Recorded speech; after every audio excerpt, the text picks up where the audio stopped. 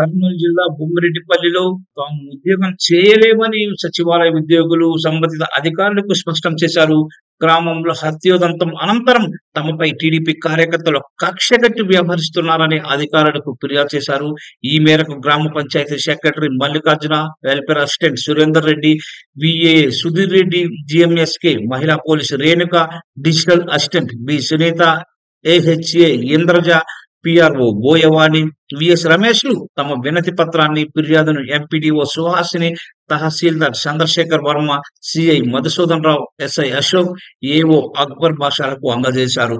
సోమవారం ఉదయం గ్రామ సచివాలయంలో తాము విధి నిర్వహణలో ఉండగా 15 నుంచి 20 మంది గ్రామానికి చెందిన టీడీపీ కార్యకర్తలు మధ్యమత్తులో మూకుమ్మడిగా నాటుకట్టెలతో వచ్చి సచివాలయం నుంచి బయటకు వెళ్లకుంటే కొట్టి చంపుతామని బెదిరించి తమను దూర్భోషలాడారని వాపోయారు. తాము భయపడి సచివాలయం నుంచి బయటకు వెళ్తుండగా కర్రలతో కొట్టే ప్రయత్నం చేశారన్నారు. తాము తప్పించుకొని ప్రాణాలు అరచేతులు పెట్టుకొని పారిపోవాల్సి వచ్చిందని చెప్పుకొచ్చారు. ఇకపై ఆ గ్రామంలో ఉద్యోగం చేయలేమని, తమపై దాడికి దిగిన వారిలో ప్రధానమైన ఎంజి నాగరాజు, కె శ్రీనాథులపై కేసు నమోదు చేసి చర్యలు తీసుకోవాలని పోలీసుల్ని కోరారు. తమకు రక్షణ కల్పించకపోతే బొమ్మిరెడ్డిపల్లి సచివాలయానికి హాజరు కాబోమని, అంతవరకు ఎంపీడీఓ కార్యాలయంలో విధులకు హాజరవుతామన్నారు.